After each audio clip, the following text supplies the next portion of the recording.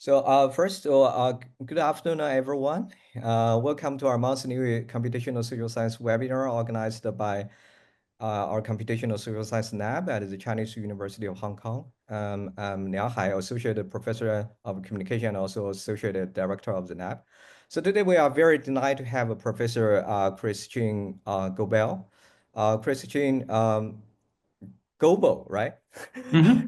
Christian Goebel is a chair professor of the politics of contemporary China at the University of Vienna. His research investigates how citizens use the internet to assert demands and voice dissent. So he uses diverse advanced data analytics and machine learning techniques to investigate the relationship between state control, digital technology, and popular protest. Here we are very privileged to have a professor Goebel here to share his recent studies on protest events and local officials' promotions in China. Without further ado, please join me in welcoming Christian. Okay. So now, yeah.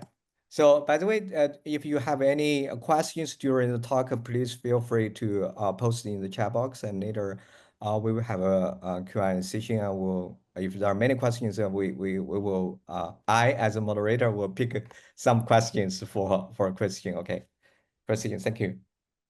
Yeah. Okay, so thank you very much for the very kind introduction. I'm very happy to be here.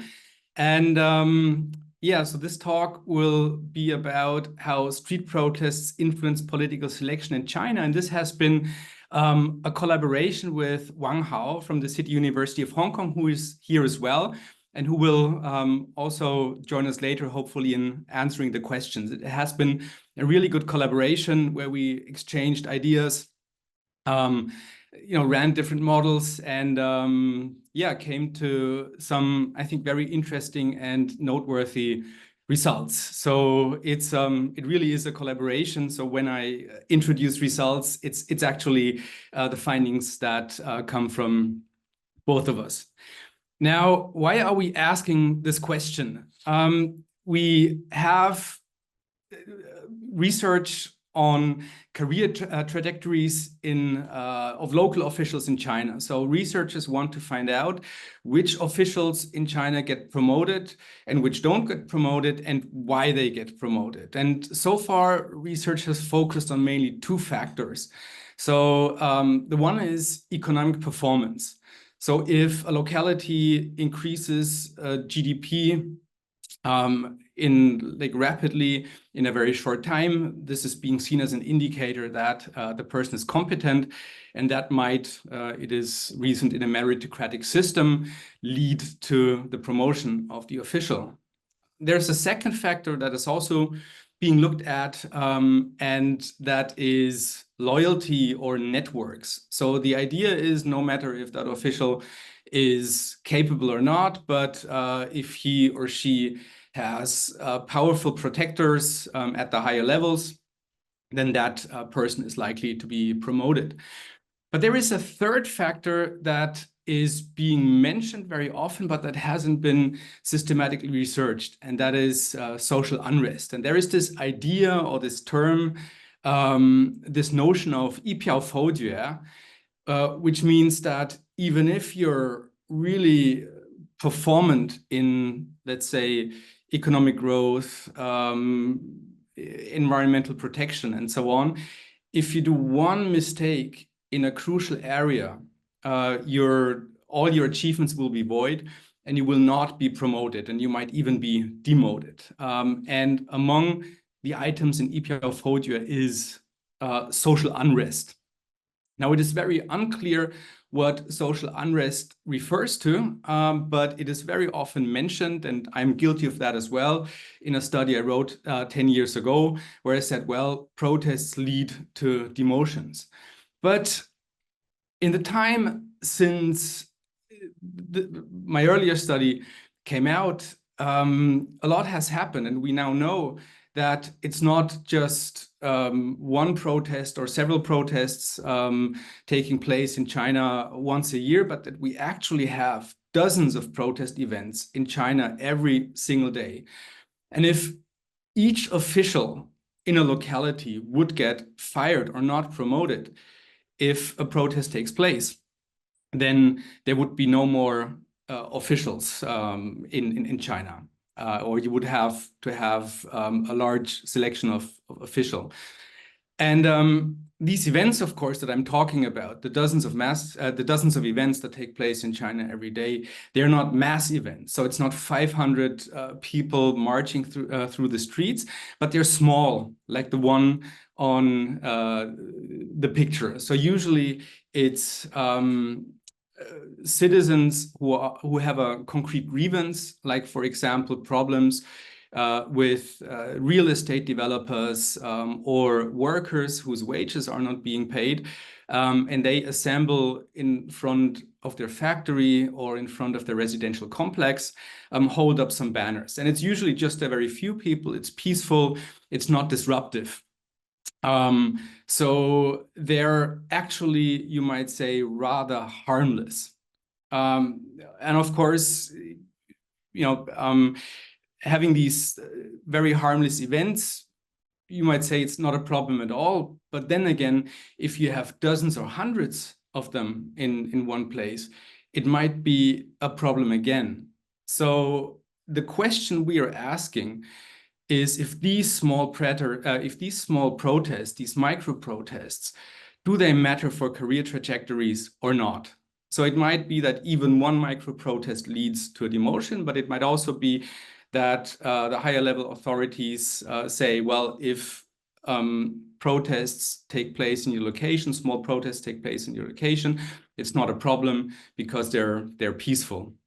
But of course, as you know, protests, even small protests, are illegal in China. So to have illegal behavior taking place at scale is also a problem. So yeah, we don't know what the impact of these protests are. So some of the open questions we have is that we have no systematic evidence, neither for the small protests nor for the big ones, that social unrest affects career trajectories. Also, if it does affect career trajectories, we don't know the magnitude of the effect. So is it 1, 10, or 100 protests or 1,000 protests that are a problem for local officials' careers? Also, we don't know the mechanism that how unrest affects official careers. So if it has a negative effect, why does it have a negative effect? Why should small problems actually be a problem? Of course, you have on the one hand the stability perspective. So protests are bad no matter what. But on the other hand, you also have research that says that these micro protests actually play a constructive role in authoritarian governance. And one main author who has written a very good book about it, and you all know him, is Chen Qi, who is also here, fortunately, in the audience to this talk. So protests are not only a problem, this research shows, but they're also an opportunity for the regime. There is some risk, of course, that protests might spiral out of control or escalate, but maybe the gain from these protests is bigger because they convey important information on grievances. Like the idea behind that reasoning is also that Peter Lawrenson has written about, is that because protests are illegal, it is risky to protest. And if protesters take this risk and go out, they must really mean it. So their grievance pushes above the signal of other grievances that are relayed on social media, for example. So protests play an important role. It's a trade-off between information and instability. And that research, if I paraphrase it correctly, might say that it's a price worth paying. Okay, so now we'd like to see what is behind these explanations and maybe if there are some other explanations as well. The main question again is, do micro-protests influence political selection? And as these micro-protests have an informative value, we wonder if they serve as a catalyst for accountability in an authoritarian regime where free and fair elections do not exist. So instead of voting, people protest, and their protests might actually lead to the ousting of a leader if protest is sustained. And this is something we'd like to test and look at in our studies.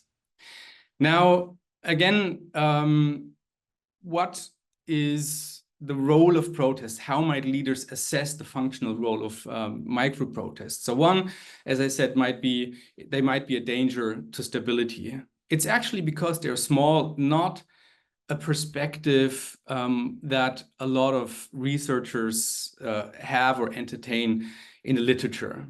Because if they were a danger to stability and if the regime didn't want them, why allow so many events to occur? It would be easy for the government to just stop them and to just stop people from taking to the streets. And again, as I said, most protests are small and peaceful, so it is doubtful that they actually are a danger to stability. The second perspective I've already mentioned is the hard to get information about grievances. One thing that I think we should ask about this perspective, as valuable as it is, shouldn't officials already have this information? Because as many of you know, the various levels of government in China have established channels for citizens to convey their grievances and complaints to the government. So it's not like the government just reads social media or parses through social media, but you have channels like complaint hotlines, complaint websites, petition bureaus, and so on. So you might argue that officials already have this information and they don't need the protests to convey that information on it. And the responsiveness literature actually researches if officials act on complaints that are submitted to these special channels. So that would be a problem, I think, with the information perspective, that you have channels and that the officials should already know. So if we explore the relationship between grievances and protests further, if we disentangle them, we might get to more perspectives. So we might say, if the authorities already know about grievances from the platforms and from the other channels they have control of,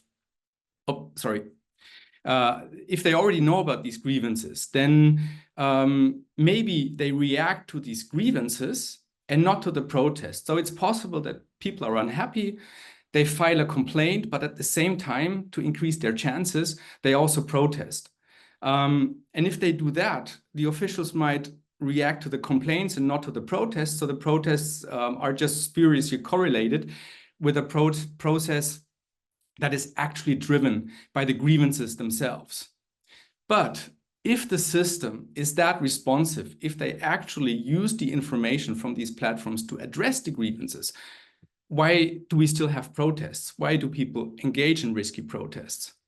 So the perspective we want to entertain in our paper is then that the authorities maybe already know about the grievances, but don't act on them because grievances are hidden and nobody knows if you don't act on them or not. But only when the grievances become so severe that public protest puts them in the open, officials see that there might be a risk to instability, especially if a lot of these protests accumulate. And that is what makes them actionable, meaning that they have to do something. So our assumption is that the protests do not reveal governance failure or major grievances. They're already known, but they raise the political cost of these grievances. So that would mean, in our perspective, that government responsiveness is not principled, trying to make life better for everyone out of principle, but it is strategic. So reacting to groups and events that might be problematic or cause instability for the government. Because, as I said, complaints are low cost, private, and easy to ignore. Of course, you can look them up on platforms like the Lingdao Liuyanban, but you know, it's actually really hard to go on that website and find out how many complaints there are. This used to be possible a few years ago, but now the website design has changed, and it is not that easy anymore. So we reason that complaints in the absence of protest do actually not increase the likelihood of termination. So even if you have a lot of complaints about a specific issue, signaling massive grievances in a locality, an official will not be terminated for not resolving these grievances. Only when the grievances escalate into a protest will higher level governments act and demote the official. So protest signals, we think, gradually accumulate risk. Of course, if you have one small protest, you can ignore that, because protesters also try to game the system. They know that instability is bad for local officials' careers. So some of them engage in protests to basically force the hand of the government. And they might do so for, let's say, reasons that are not within their rights, but just to try and get compensation for something they might actually not be entitled compensation for. But if it's not one protest, but several dozen protests, the likelihood that we have a severe problem in a locality, that we have a governance failure, is higher. And the more protests we have, the higher the likelihood that something is wrong in that locality. And also, of course, more importantly, the higher the number of protests is, the riskier the situation becomes. Because if protests emerge en masse, they might sort of connect and might spiral into a larger movement, like a workers' movement, for example, or a citywide protest of aggrieved homeowners. And this is something the government, of course, does not want. So all in all, we have now 4 explanations for why micro-protests, or actually we have 4 explanations of how micro-protests might affect the career of local officials. The first is the instability hypothesis. So any protest, no matter what, is bad, and the officials get punished for that. If this were true, we should observe empirically that all protests, regardless of issue type or underlying cause, increase termination likelihood. The second is the information hypothesis. That means that unknown grievances, so grievances that are not communicated to the government in another way, are surfacing through protests or are escalating into protests, and these then lead to punishment. And if this hypothesis would apply, then protests over unknown grievances should be more likely to lead to termination than others. And then we have the other 2 hypotheses that I introduced in the last slides. One would be the grievance hypothesis, meaning that it's not the grievance, it's not the protest that causes the termination or leads to the termination of an official's career, but it's not the protest, but the grievance, which means that once we account in a statistical model for the grievances, then the protests should not have an independent effect on termination. This is really easy to measure statistically by just running a model with protests as the independent variable, termination as the dependent variable, and then controlling for complaints. And the mirror image would be hypothesis 4, the escalation hypothesis, that known grievances known to the government, lead to protest, which then cause higher officials to demote lower officials in whose responsibility these protests fall. If this is true, then known grievances alone should not be associated with termination after we control for protest activity. So it's basically the same model that we're looking at. Okay, how are we going to test this? The data we have are 3 data sets. One data set is on career termination. And I'm going to introduce each of these data sets in more detail in a second. So the first is the Chinese Political Elites Database 2.0, as we called it, that contains the career trajectories of all prefectural party secretaries and mayors in China from 2012 to 2022, and also from all party secretaries and governors in China. For the micro-protests, we created something called the China Weibo Protest Database, which I'm going to introduce in a second. And for grievances, for known grievances, we collected the complaints of the Lingdao Luoyanban, run by the People's Daily, where citizens can file complaints and can register their grievances, and officials are required to react to them. And we've also collected data from 2012 to 2020. Okay, about the data set. So our dependent variable is the career termination of the top 2 city leaders.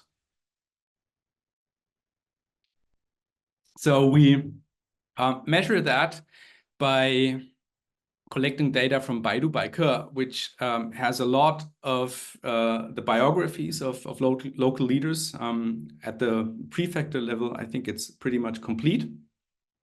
How we did that, we first of all automated the collection using the Microsoft Bing search engine. We used parameters, search queries like party secretary or mayor, combined with different locations, and we just ran an automated search. And after that, we used regex to go through each results and check if we have patterns consistent with biographical data with a CV in these files, and stored these. Of course, this is not enough, because computers make mistakes, and even advanced algorithms make mistakes. So Wang Hao did the painstaking work of actually going through all these, through several thousand of biographies to check if we have them, if they're all in the right format, to make sure we have a good data set. He also then classified career outcomes into 6 different types, which you see below, based on or following a study by Peter Landry, Liu and Duan, but with one crucial difference. Whereas they look at outcomes in the sense of administrative rank. So if you're going from one rank to another, it is coded as a promotion or a demotion, whereas we look at actual power. So even if you are like you have a lateral promotion to a position at the same administrative level as before, or at the same level as before, if that position is ceremonial, for example, vice head, vice deputy head of the local People's Congress, or the local People's Political Consultative Confluence, we rank that as not as a promotion, but as career termination. And we also followed up if cadres or officials that have been sent to one of these ceremonial positions actually re-emerge again and become and get promoted later, and they don't. So they basically are sent to Zenda as a deputy head, and then they remain there. Okay, so that's the dependent variable. Next is one of the instrumental variables, that is protest. How do we collect protest? Well, we basically created a real-time protest tracker. We have to do this in real time because reports of protests tend to disappear from Weibo after some time. We used Weibo to collect protest events, sort of benefiting from the fact that a lot of protesters, for reasons I cannot go into in this talk here, use social media during their protests, which means we have evidence of protest events on social media platforms. We use Weibo because it's easy to collect the data from Weibo, but there is, of course, a disadvantage. Weibo is getting sort of out of style, and a lot of the documentation might happen on other platforms that are not as easy to collect. But I think we're good until 2020, the year we studied. So how did we do that? So first of all, fortunately, there already exists a data set of small-scale protest events in China. And we used the data from that data set to extract important information to train artificial neural networks, so encoder models, to predict if a social media post is related to a protest or not. I mean, first of all, we use the data from that collection to find the relevant keywords that might indicate if a social media post is related to a protest or not. Then we searched Weibo for each of these keywords repeatedly every day. That leads, of course, to a large number of posts, and most of them, the absolute or the overwhelming majority of them, are not related to protests. So we need to take this raw data in our database, all these social media posts, and try to establish if they are related to a protest event or not. And we do that by using the Weibo posts in that other protest repository to train an encoder large language model. Some of you might know BERT, the Google model that is also used in Google's search engine. But Baidu has sort of established its brother, Ernie, that works, in my opinion, a little bit better on Chinese text. So we used Ernie and used the texts from that repository to fine-tune Ernie to predict if a text is related to a protest or not. So if it predicts it not to be related at a very low threshold, we exclude it. Otherwise, we include it. We chose a very low threshold because text is really, really difficult to use to detect protests on social media, because very often those who post or write about protests on social media assume that you see the text and the image together.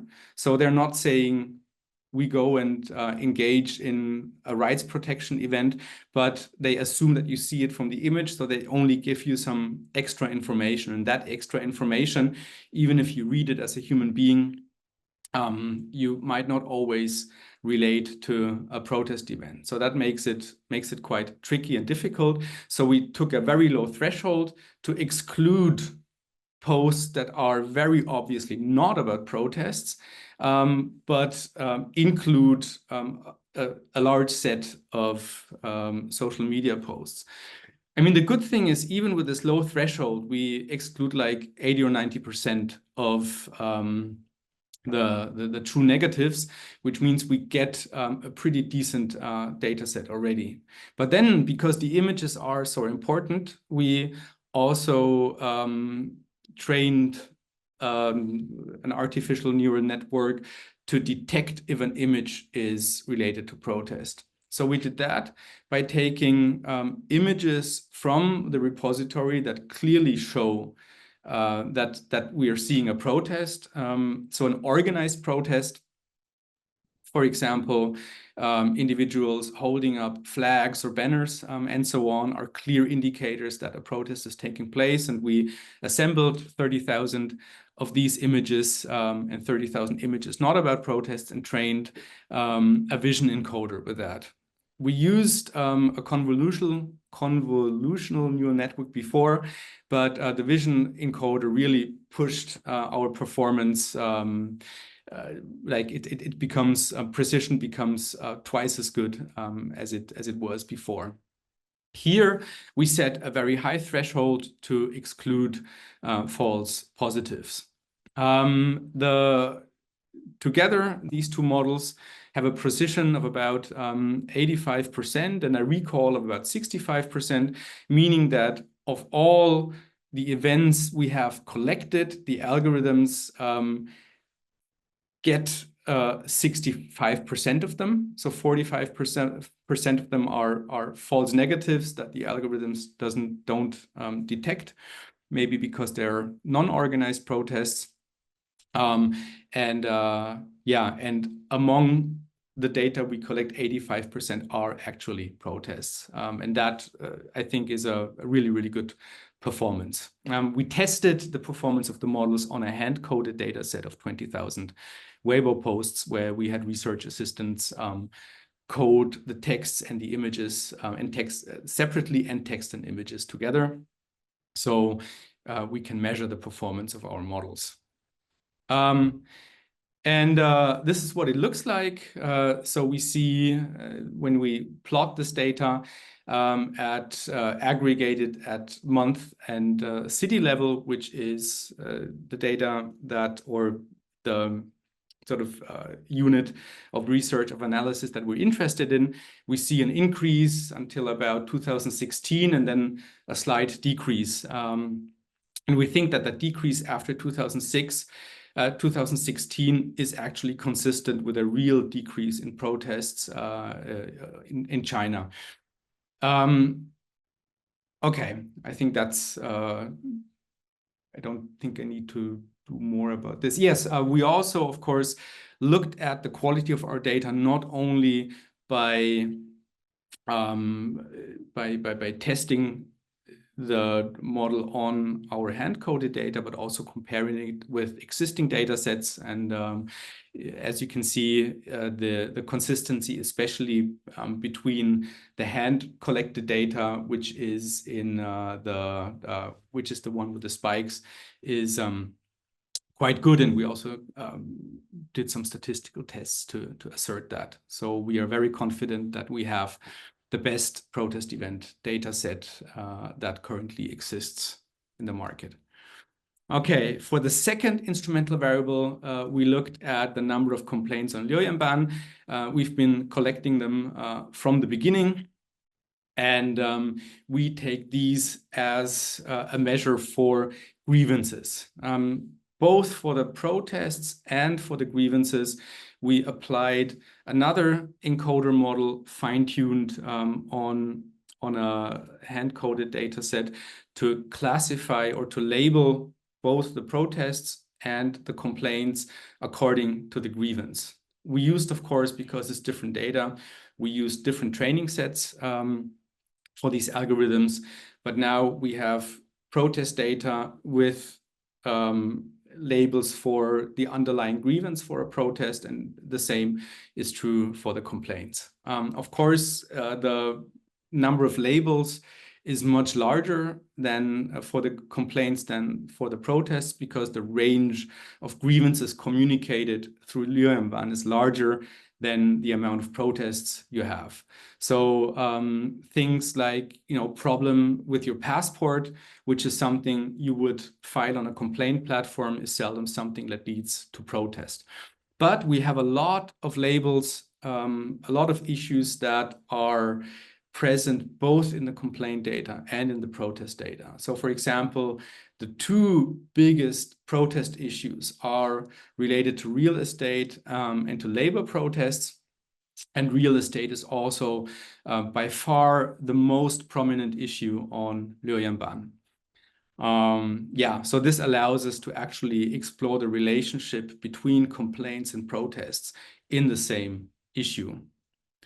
Okay, that's the data. As for the methods, we now have a data format of city month leader with information on protests, with information on complaints, also related to different issues.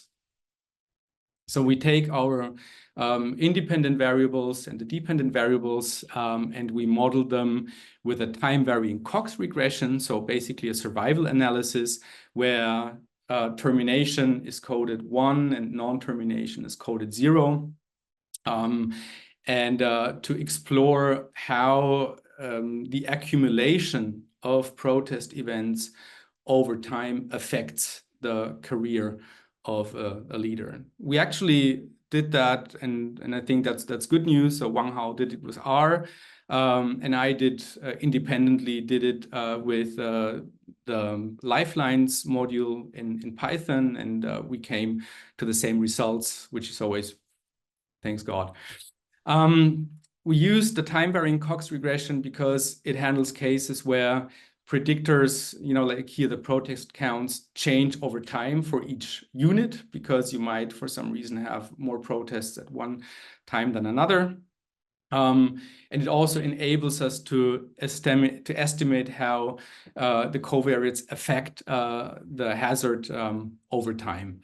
And it also handles right-censored data, which we have because we still have officials in our data set whose careers have not been terminated yet and haven't been promoted yet because their last promotion has been towards the end of our data set. So again, the dependent variable is termination. The instrumental variables are the number of protests and the number of complaints. And we have a number of controls as well. It's not well readable, but we have controls at the city level. For example, is it, a provincial capital? Is it, we have controls like GDP per capita, population size, and so on to control for, confounders that we might miss otherwise. So basically standard procedure. Okay, what happens when we run these models? Looking at the first sort of the null hypothesis. So this here is the first model where we only look at the effect of protests on termination. We see that the null hypothesis is rejected. Protests do have an effect on the career fate. So each additional micro-protest increases the hazard of career termination by 3%. If we test that in different models with different controls, it remains robust. We also, I will come to that later, tested some alternative models and hypotheses, and it really remains very, very stable. Okay, what about the instability hypothesis, meaning that protests are an indicator of instability, and the more protests, regardless of issue there are, the higher the likelihood is that a leader gets demoted. And in the future tests, I just use these plots because they're more intuitive. I should mention, because of collinearity, I ran different models, like one different model for each of the issues. So what you see here is not one model fitted on all types of protests, but one model each for each type of protest. And what you see here is that different issues actually result in different likelihoods of termination.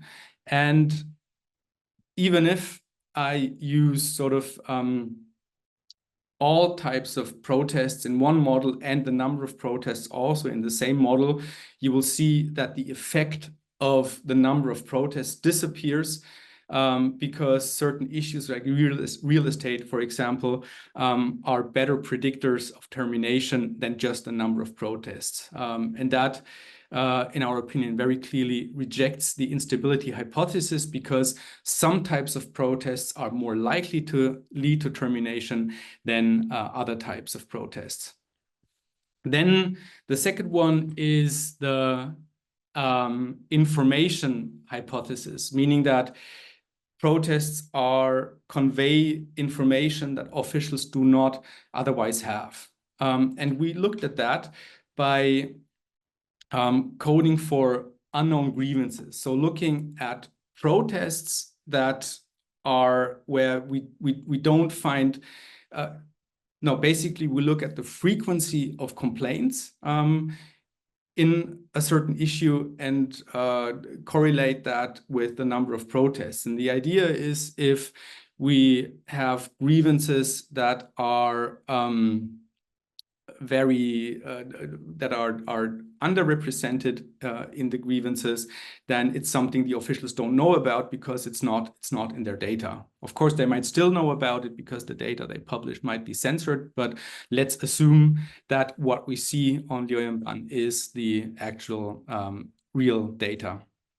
So we look how they interact and try to find out if it's rare issues or unknown issues that affect protest. And we also find that this is not the case. So it's the protests really that drive it and not the unknown issues. So we can also reject the second hypothesis. Now, the third hypothesis is the grievance hypothesis, saying that officials act on the grievance and not on the protest. And that's very easy to model. So if we put grievances or complaints and protests into the same model, we see that the effect of the complaint vanishes. So on the left-hand side, you see the model where we correlate complaints on specific issues on termination likelihoods, and you see a positive relationship with certain complaints being more likely to drive termination. But once we control for protests, that effect disappears and only the protests remain significant, which means that the complaints independently without protests do not affect career termination. And our sort of favorite hypothesis, number 4, the escalation hypothesis, is not rejected for the same reason that we outlined before. If we have a model with protests and complaints as predictors, then again, the protests remain significant and the complaints lose their significance. Okay, so this very strongly suggests that terminations are they do stem from complaints, but are mediated through protests. And in order to test that once more, we did a mediation analysis. So first of all, we did, and of course, this is difficult. We couldn't use the survival analysis anymore, but as a proof of concept, we just used a Poisson regression to regress protests onto complaints and see if complaints predict the number of protests. And you see the blue curve that they actually do. So the more complaints we have on a certain issue in a locality, the more grievances we have, the higher the number of protests in that locality. So complaints and protests are actually correlated. And of course, we're using the complaints T-1 1 month before to try and predict the number of protests. So there is a statistical relationship and the effect is not small. We then also do a logistic regression where we look at the effect of protests and complaints. So the two complaints as a control and protests as the independent variable on termination, a second regression, and then we predict protests from complaints with the Poisson regression. So we basically create synthetic data and see how many complaints lead to how many protests in the model. And we plotted that in the blue line.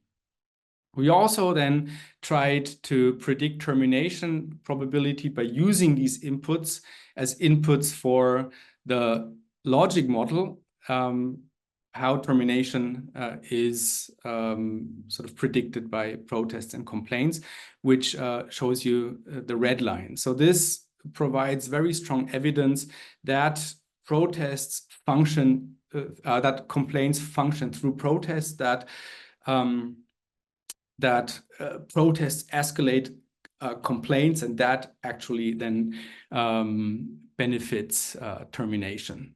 We also, just to test the effect of complaints alone, we did a logistic regression where we looked at the relationship between termination and complaints, and the orange line shows you that complaints in themselves do not lead or are not associated statistically with termination. So I think we have a strong case really to say that terminations are the results of protests which mediate complaints. We did additional tests that do not change the results. So we looked at the effect of political cycles. So every 5 years, we might say that this is when terminations take place. So we integrated that into the model. We didn't find an effect. It might also be possible that older leaders are either more courageous or more conservative or might be removed because of their age. We also didn't find an effect. Or there might be another variable, anti-corruption campaigns. So we took the corruption data, corruption investigation data from Wang and Dixon, integrated that into the model to see if that obviates the effect of protests, and it didn't.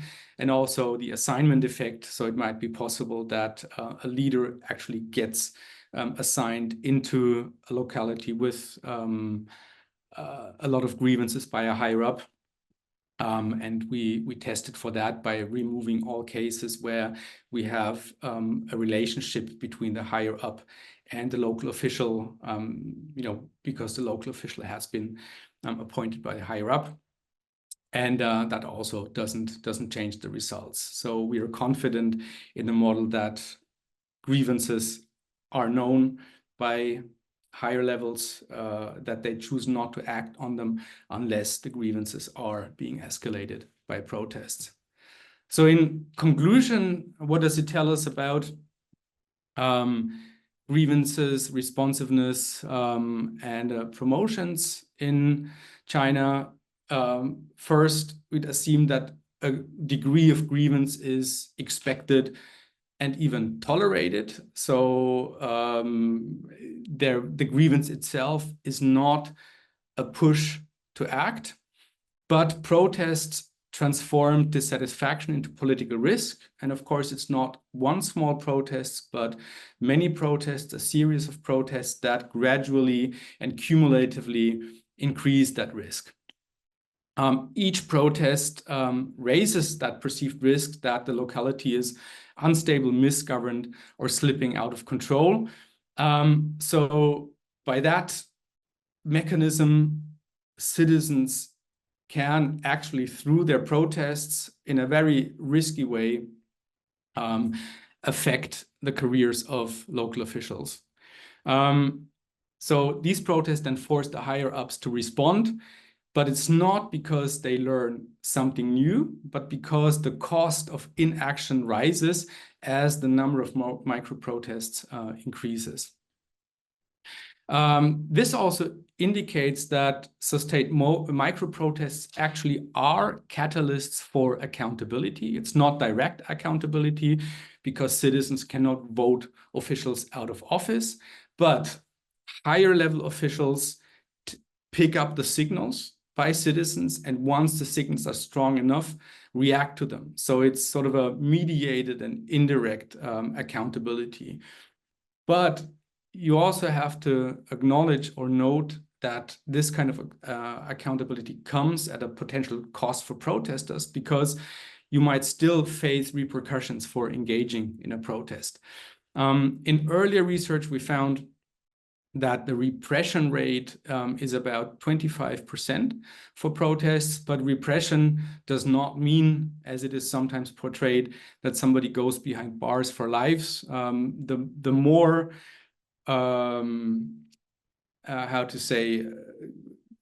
usual reaction is for protesters to be taken into administrative detention for a few days. They might be fined for violating social stability or disrupting flow of traffic and so on.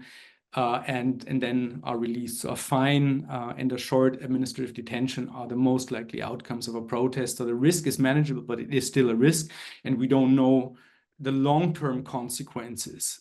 If you've been involved in an event like that, it might have negative impacts on your careers, on your life. We don't have a lot of information on that. So there is a risk, but if enough citizens in separate movements take that risk, it suggests that they can exert accountability through their protests. So the basic message then would be that through small, sustained, and peaceful protests, and a number of them, citizens can articulate their grievances and thereby contribute to ending an official's career. And I end my talk here. Thank you. Thank you very much. That is very interesting, insightful. So and now we open the floor for the audience. Do you have any questions? Just let me know. Yeah, raise your hands or just post in the chat box. Min, do you have any question? Or just to see. So probably I started from here. Okay, I have a quick question. The class probably the clarification question about the detection algorithm using CNN that to detect the protest from the images. I'm not sure that what actually features they included in the model in addition to the images. You also included the text content as well. Yes. Yeah. Yeah. So it's basically two stages. So it's two models because it's I don't know, it might be possible to include text and images in the same model, but it's basically a two-stage process. So the first stage is the text. So I predict using an encoder, using Ernie from Baidu, fine-tuned on the data set to check if or to predict if a social media post is related to a protest or not. So the text is the first stage. But the accuracy of that model alone is not so high. So then in the second step, I also look at the images. Yeah, I see.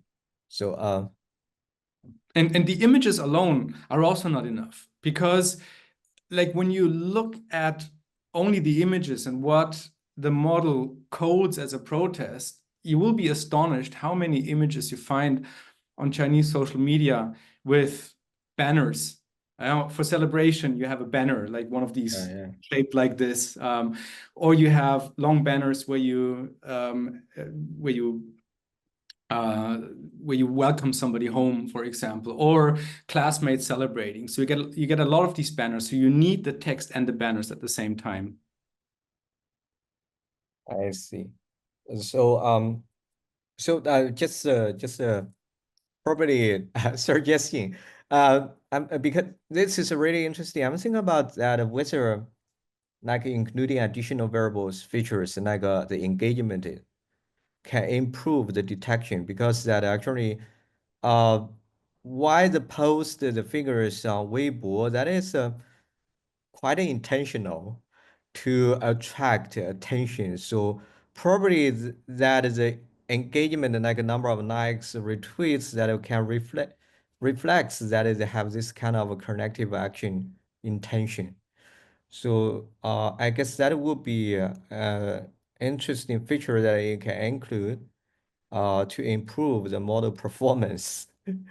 I've thought about this, but there are two problems I see with that. So the first is these posts might disappear. We collect them pretty quickly after they've been posted. So we don't have good data on the engagement. The second thing is something I learned from visiting a local government some time ago. it's not actually the number of likes that drives a reaction, but many local governments, they have sort of individuals who sit on their computers and monitor social media for mentions of their locality. And once they find a mention, they they might reach out to the protesters. We even see posts where in the comments a local official, or Mhm. not a local official, but a local employee reached out to a protester and said, can you call me to resolve this, even though it didn't have a lot of engagement. And the engagement rate of these posts is really low. So it might be because the algorithm hides them, but what is more likely is that those who post on social media, they very often establish dedicated accounts. And these accounts have few followers, which means their reach is low and nobody learns about them. So their engagement rates are really low. And maybe a third factor is that because protests are so commonplace, users on social media might find them boring. So engagements are very low. And once we have engagements, I don't know if they're actually a good predictor Mhm. of relevance. Oh, that's very interesting. Okay, it like a client service. They're monitoring on time and to Yes. to contact the protesters. But I mean, before the question in the chat box, I have also related technical question. So that means actually a lot of local governments and probably also the platform Weibo, they have a similar system like yours to detect the potential risk protests and try to make some actions. So that means that you have you connected already connected data, which means that your system is faster than theirs. Maybe. I mean, what they do is, I mean, they have, but it might have changed because I was there a long time ago, and I think they automatized a lot and used large language models, which didn't exist then. But they had, high school students or high school graduates sitting there, and they were basically just inputting the name of the locality into like searching for that on social media and then reacting so they did basic searches. They didn't automatize it. So maybe they do now. And Can try whether you are still faster than them. maybe, but I doubt it. I think everything that I do here from a distance with less information than local government have. So I would Uh, say I'm probably slower. mhm. So I wouldn't think that, like, I think everything that I'm doing here, um, they're also doing and doing it better. Yeah. Okay, so a couple of questions in the chat box from our PhD students. So the first Yes. one, Dinri, from social work. As I mentioned, we are quite diverse. So is Mhm. there any career bonus if the leader deal with the protest quite smoothly? That we don't know. We don't have this in the data because we actually don't know how the leaders deal with the protests. We have evidence of repression because sometimes protesters mention repression, because repression also would presumably drive up engagement rates, but we have no information on concessions. So we don't know things like, buying stability, local leaders paying protest leaders to disappear. We don't know if that happens, so we can't measure it. I mean, what we do is we can model if a reduction in protests is actually good for leaders' careers, and we found out that it isn't. So leaders are punished for accumulating protests, but not for reducing protests. Yes. Should Yeah, I just go through the questions in the chat? yeah, the second one from me. So Yeah. So the number of sizes, because like there is a definition of mass incidents. I think it's more than 500 participants, if I'm not mistaken. And I would say that micro protests for me is protests that have like less than 100 participants. And because I think the average number or the median number of protesters in these events that we collect is less than 10, they're really small. So microprotests are those where you have few participants and also few audience. I mean, we count, I haven't had the time to talk about that, but we also use YOLO, so object detection on the images to count the number of individuals in an image, which means that we not only count the protesters, but also the participants. And the number of protesters plus participants is really, really low. So if you have 20, that's already a lot. So basically, it's a little bit saying that, and we also measure the impact of protest sizes on termination. But yeah, micro-protests would be those that have less than 100. But most of our events that we record are significantly below the 100 persons mark. And then, okay, studying public discourse on Chinese social media. If Dr. Li regard this process as a critical crisis moment compared to, yes, okay, but that's a very different thing. So things like white paper and so on, these are different in two respects, because first of all, they have a lot of participants, and second of all, they're not about grievances. They're about, like we call them in the paper, non-routinized protests. They are political protests and not because the grievance protests, of course, everything is political, but the motivation is grievances and not criticizing the political system. In fact, the micro-protesters want to work together with the system because they want concessions. They want officials on their side to help them and get concessions from a private enterprise or from a lower government. And the other protests are very different from what we see. And it's also interesting that, for example, the white paper protests, we didn't find any evidence of that on Weibo because they were removed before they could even make it on the platform. And our data, that's the disadvantage of a social media platform. So the very big protests, we don't have data on. So it's mostly micro protests. And what you refer to, for example, the crisis related to COVID-19, that's very different from what we're looking at. And then, yeah, how does the data analysis illustrate that the government responds because the cost of inaction rises? I mean, that the cost of inaction rises, we infer that. We don't have an actual measure from the cost, but we assume that if protests accumulate and if protests get more, the risk of escalation becomes more. Also, like if you have a lot of protests in a locality and other citizens see that, it's okay, the protesters communicate their demands, other citizens have the same problem, you might have more, you might have something like an organization. So again, it's still a country that values social stability a lot. So our assumption, our premise is that a chain of events over a short time is problematic and is something that needs to be dealt with.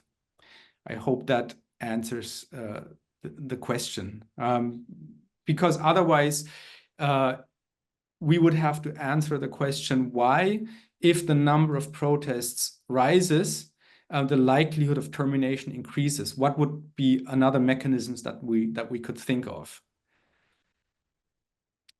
So do you also test how many or to what extent the micro-protest can lead to the termination and how soon the termination may happen after the micro-protests? Yeah, I mean, we've done some simulations looking at different protest sizes and different protest types, different protest sizes, how they develop over time. And it actually takes quite a long time. If you look at that graph that I showed you, it also shows you that you need quite a lot of number of protests for a termination to take place.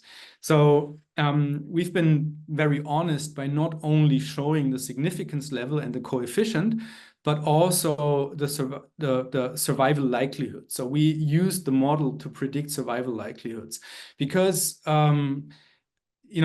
if you only have the significant and the effect, the hazard ratio, it basically tells you that the likelihood of termination increases by 3%, but the baseline of termination is very low. It's in a city month data set, it's like 1%, which means that each individual protest doesn't increase the likelihood of termination or the likelihood of survival a lot.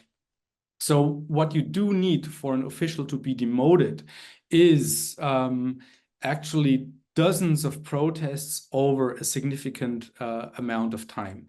So one of the conclusions would also be that although protests do have a role and demonstratively do play a role in termination, you need a lot of protests over a long time for that to actually take effect. Which again is, for those who are interested in the instability hypothesis, is that there is quite a lot of tolerance for protests taking place. So it's not like that after a few dozen events a leader gets removed. That is actually not the case. There is quite a lot of tolerance for these kind of protests in the system. So did the officials who being demoted get promoted again after years? Wang Hao can correct me if he wants, but we tested that and that doesn't happen. So they're gone. But you can come in and tell me if I'm wrong. But we looked at that. Yeah, you are right. Yeah, definitely you are right. Okay. Any other questions? Probably I can ask the next question. So it's very interesting. You found that actually 领导留言板 the complaints that actually is positively correlated with the number of protests over time, right? Yes. Yeah, this is a little bit counterintuitive at least to me, because why from the government perspective, why we have this kind of 留言板 the complaints, that is to reduce the protests in the street. So that probably is the one purpose. But what actually we found that is positively correlated. Does that mean that the citizens that is strategically used by combining the two, the complaints posted online and also the street protests together to increase the influence to the local government? I don't think so, because then I think we would have different effects. I think what we're seeing is, because we look at complaints earlier. So it's not at the same time. So we look at complaints at T-1. So I think this is also established in the literature, that they file a complaint and they don't get the result that they expect to get. So and then in a second step, because the government is not responsive to their grievances, they engage in a protest. I mean, if you look at Liu Yanban or we also conducted interviews. The interesting thing is that at Liu Yanban, you have, let's say, citizens evaluate the answer, and there are three components. One is speed, one is attitude, and one is the issue solved. Speed is always good, especially recently. Attitude is also good, but is an issue solved can be quite low, especially for big and impactful issues like housing. So my hunch would be that the idea is for these platforms to reduce the incentives to protest by being responsive to citizens, but that these platforms actually do not increase responsiveness, that the officials game the numbers by emphasizing speed and attitude, because this is maybe also what they're measured on, but they do not resolve the grievances, or very seldom resolve the grievances. And we know from earlier qualitative studies that protests are only the end of a chain where dissatisfaction is communicated through petitions, for example. And once the petitions are not resolved, then they engage in protest. And I think this is the mechanism that we're seeing. Yeah, that's very interesting. Okay. So thank you again for the very interesting and intriguing talk. Okay, we hope that in the future that we can have you in Hong Kong. Okay. I hope so too. Yes, very much. Yeah, yeah, and thank all the audience that for joining us. And see you next week for the webinar. And Chrissy, I will send you the I mentioned the archive, the movement archive later. So when it's ready, I would hope that you can give us some expert suggestion. Also you can just use that data for some new studies.